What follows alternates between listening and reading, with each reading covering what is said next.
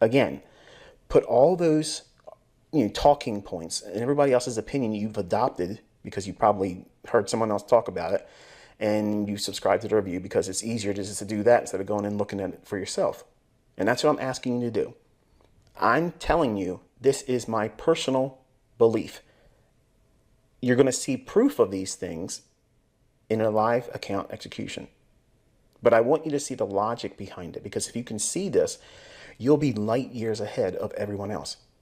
And you'll laugh in the face of all these people that are going to tell you you're wasting your time trying to learn this. I promise you, this lesson is going to change a lot for you.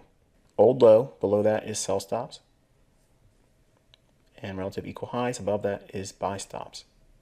Now, you could have used this high here. There's nothing inherently wrong about that. But whenever I see equal highs like this, and if it's higher than an old high over here, I'm going to use that.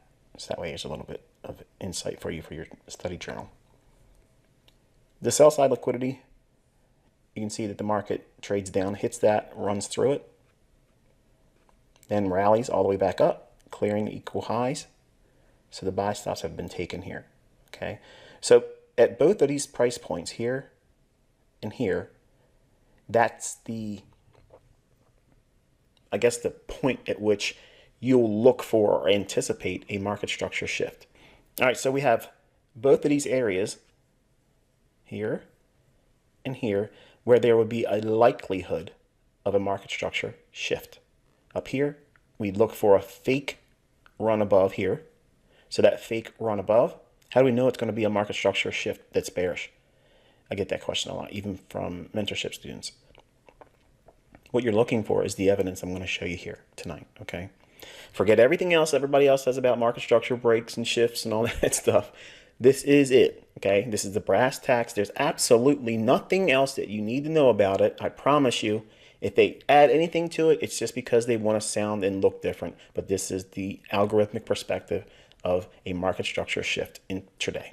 If you look at this price action here, when we had this low form, right before this low was formed, there's a swing high right there. Now, in the first mentorship video I gave you, I mentioned that high frequency trading algorithms will use market structure on a 3-minute, 2-minute, and 1-minute chart, many times sub 1 minute. That would be like 45-second, 30-second, 15-second intervals, okay? What the algorithms are actually doing, and this is also going to correct a lot of people out there because they put out misinformation. It's so nonsensical, but I'm challenging you to go into your charts and see if this is not what's actually going on, because it happens every day. If you look at this short-term high here, right before this low formed, when this high is taken out right there on that candle, that's significant. Only if this run down here has traded into sell stops, okay, below an old low of some kind. It could be a double bottom, it could be a single low, okay, but it's got to be trading under some retail idea that would be viewed as support. Up here, the same thing. We're trading above highs, so we know that above old highs, a neophyte's perspective will be, these are unknown orders, so therefore that's a flawed perspective on price action. How do you know there's liquidity up there? How do you know there's buy stops up there? It's just logic. It's simple. Look at the chart. Everybody's trying to do something based on some kind of theory, logic, whatever, some system. There's buyers and sellers coming in at all times. Their buying and selling quote unquote strength or pressure has absolutely no bearing. When this run above these relative equal highs happens right there, you're anticipating a market structure shift. You're not forcing it. You're not trying to get ahead of it, okay? I don't think any of you are going to have the skill set to do that. There are ways to know when to sell short right above that and not even wait for the shift in market structure. Just like there's ways to know to be a buyer down here without seeing that short-term high broken, then looking for a buy. Over here, the opposite. See this swing low? Let me go back to this for a second. We have this high on this candle. Then we have the candle right after that here, the highest one. And then the lower high of this candle here. So that's a swing high. Very simple little pattern, but it means a lot when it's in the proper context. When this high is broken with this particular candle right there, that is significant only on the basis that we have taken liquidity out of the marketplace. That's it. So when it broke this short-term high, this is more meaningful. And then the market will start to seek buy stops, okay, or buy side liquidity that would rest above here, here, and here. So here's those sell stops. So this little area here that's shaded in, that's a area where sell stops would be residing below that 14,600 level, okay, on that 15-minute time frame. So the market dove into that liquidity, and you may or may not know that is a buy. You don't need to. You anticipate a shift in market structure. When the market rallies above, when does that happen? On this candle right here. See that little light bulb? That's when you're thinking, okay, now I have a condition in the marketplace that I might see an opportunity intraday.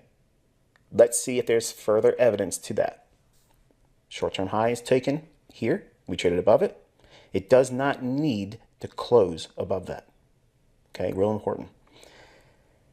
Once that candle closes and this candle opens, you're going to monitor this candle. And you want to see, as soon as this candle closes, does it create that fair value gap? If it creates a fair value gap, again, that's a candle with a high, one single pass up. Next candle has a low that doesn't completely overlap all this. That's a fair value gap, real simple, okay? This candle is where you would look to potentially trade at the earliest because now there's a gap there. The market trades down into that, boom, takes off. Here is insight that everybody needs to understand because they're out here running around on YouTube trying to teach order block theory. Order blocks, okay? I invented it. It's mine. No one talked about it before me, and I first mentioned it in 2010 on baby pips. Prior to that, 1996, I was only teaching it to people one-on-one in teachings. That's it, okay? You can't find it in books prior to that. It's mine. No one else taught it before me. It is mine. So I'm going to correct all of you today so that way you can teach your people correctly and not hurt them. See these down closed candles? See that? That's all one continuous order block. What's it doing? It's inside that pool of liquidity, sell stops. Where's the open on that series of down closed candles? Right here. That's the price level extended out in time. Boom. So inside this fair value gap, this opening price on the order block, that's your buy, plus 3 pips or whatever for spread. And that's what you would use for a limit order. That's pretty neat, isn't it? Well, price starts to run where? Above the highs where buy stops would be here, above this high here, and above this high here. So the buy stops above here that was taken, this swing low forms once this candle closes. So this candle we're watching, does it go below that short-term low? It does. So now we have a shift in market structure that is now bearish, only because we've taken buy stops. Okay? Fair value gap forms. The market rallies up into that. You go short there. What are you looking for? Below here, sell stops. Below here, sell stops. Below here, sell stops. And in this fair value gap here. So if you are in a position that has multiple contracts, or say you have a Forex trade, because this works in Forex too. It's not just limited to futures. Again, I'm just using this asset class because I cut my teeth on these markets. When everybody else was still in elementary school that's trying to teach today, I was trading the S&P. I probably sound like a young guy, but I'm actually getting ready to turn 50. So I've been around for a long time, 30 years, this November 5th, 30 years, that's 3 decades. And the things I'm teaching you, I'm not teaching you one trick pony insight. These things work on all asset classes. Now, I'm not going to co-sign the crypto markets because that only my students are reporting that this stuff works there. I don't even mess around with it that much to know, okay? But you can take partials below here, I really wouldn't do it there, but below here, here, and I know some of you are saying, well, why wouldn't you take them below their ICT? Well, if you're trying to get short here, that's not really that much movement. So if you're going to take something off your trade below that low, why not just try to reach for that one? And you could get it there, right here. Okay, and then below that low is nice as well. Below this low, and this is what I mentioned on the first lesson. Okay, elements to a trade setup. This is below the 50 level of this high and that low. Okay, so 50% level, that's what we're targeting. Now, this candle's low was the high end or first objective inside this gap. So that's your target. You're going to look for that. So you're looking for low-hanging fruit, the easiest target to get to. You're not trying to be perfect. And you grow into eventually holding to see if it will fill in that gap. Okay. Going further into the day, now we're considering a full 24-hour rotation. Okay, so over the course of 24 hours, what is the mind of ICT? What are the inner musings of Inner Circle Trader? I'm going through the process of going through this very routine right here. I look at PM session range. If it's not a factor or it's not to be considered because we're not in close proximity to that range, because we could be significantly higher or lower around 9:30. So what am I looking for then? If I'm not close to previous PM session 1:30 p.m. to 4 p.m. range at the time of 9:30 at the opening bell, and I'm watching that next 30 minutes, which is the opening range, what am I going to look for then next if it's not that? I'm looking at the London session raid. That means I'm going to be looking at the range between 2 o'clock in the morning and 5 o'clock in the morning, New York local time. Now again, tell me, is that complicated? No, simple.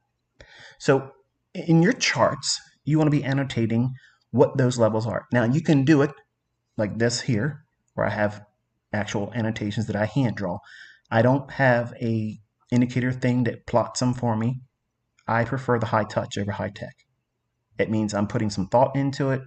I get closer to the marketplace by doing that and sharing it with you. I just don't trust an indicator to do it. Okay, so I'm an old guy, I'm a dinosaur. I'm used to doing everything by hand anyway. And believe me, it doesn't take that long to tell me you have to have it because it saves time. It's a cop out. You just are lazy. There ain't nothing wrong with lazy. I mean, lazy people can do things very efficiently if they're smart. But let's zoom this in here. All right, so London session raids. If we are not in close proximity to the previous PM session at 9:30, remember this orange line here denotes the 9:30 opening bell of the stock market. So where are we at in terms of proximity? So we're starting the trading here. So where are we? Are we in close proximity to a PM session high or low? But we are in close proximity to what? London session buy side. We're digging into that. So all of this can be viewed pre 9:30 as a Judas swing. Now notice, am I showing you regular trading hours or electronic trading hours? Electronic trading hours. So that way you're going to be able to see the overnight trading. If you have it toggled to regular trading hours, you won't see this information, folks. It will be hidden from you, which is one of the conundrums that retail traders fall into. They don't know either how to toggle electronic trading hours or regular trading hours. And even if they do, they don't know what to do with the information. It's hidden. It's in plain sight, but it's hidden from them. You don't have that excuse anymore tonight. So London session buy side liquidity, we're seeing that raid up into it here. And then where's the low in that? Remember, 2 o'clock to 5 o'clock in the morning, New York local time. That's not ambiguous. What is the range? The highest high and the lowest low. Here and here. So if we raided the buy side and we did it on a run that's a Judas, we anticipate that as a false run higher. And then we're going to see, does it shift lower? How can we use that information? Well, you can use the 2022 model. You can use a breaker, a bearish breaker. You can use the ICT optimal trade entry. In here, from this low to that high is a fair value gap. This is a shift in market structure below this low right there. That's your 2022 model or optimal trade entry. What would you be aiming for? London session, sell side liquidity. Do you have to sit through a retracement? Yes. But we'll cover that because that in itself is also a range that we utilize intraday. Notice what I'm taking you through. The whole routine of 24 hours. Where are we at open? Open is 9:30. We have to wait for 30 minutes because there's going to either be a run higher or lower, or it may consolidate, and then we'll have to wait for the 10 o'clock displacement, and then you can look for a silver bullet between 10 o'clock and 11, or you could use a run into the lunch macro, which we won't talk about tonight, but I promise you I will be teaching those things. I can't do everything in one lesson. Everything line upon line, precept upon precept, it'll be taught here and there. But before November, you'll have more than you'll ever need. So we have two ranges we've identified here for defining where liquidity is.